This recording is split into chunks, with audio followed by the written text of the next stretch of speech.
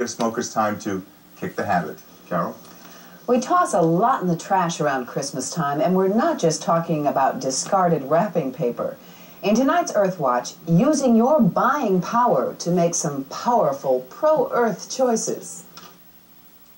They symbolize Christmas under the tree for millions of American boys, big and small. We're talking radio-controlled toys, mostly with wheels. And they need a lot of juice from these batteries. These throwaway power cells give life to millions of racing cars, boom boxes, mini robots. We'll use 2.5 million of them next year. And they are the largest household contributor of heavy metals to the waste stream, metals some of which are toxic and can cause cancer, like the mercury in alkaline batteries. One way to lessen this problem, use nickel-cadmium rechargeables rather than alkaline, and purchase chargers that may cost, $15 to $40 a piece. $149.99, $129.99, $199.99. Some folks wouldn't hesitate to buy one of these radio-controlled toys, but they'd balk at spending $40 to buy a battery recharger that could pay for itself in a week.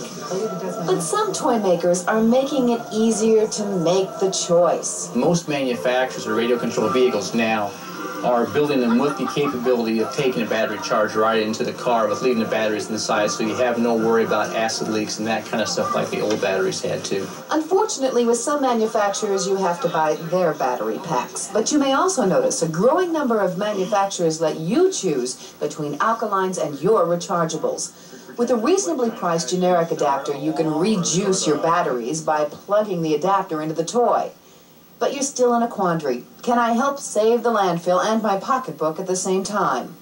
True, rechargeables on average only last 4 hours in toys. Alkalines normally about 10 hours.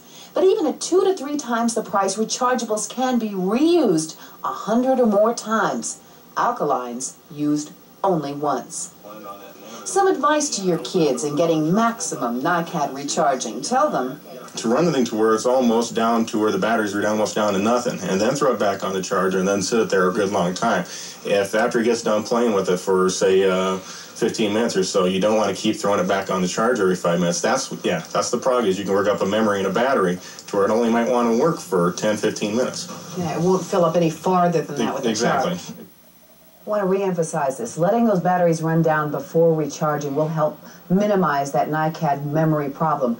Another rechargeable note, Sanyo and Gates Energy Company will recycle your rechargeables if you send them back to the manufacturer. They are the only manufacturers accepting any batteries for recycling, alkaline or rechargeable. So let that telephone run down all the way, Well, Michael. that's our problem. It has run down all the way. It keeps ringing and we can't get anything on it. Still ahead, Jim discharges details of his cold overnight forecast. He also updates the frigid conditions we can expect for the morning commute.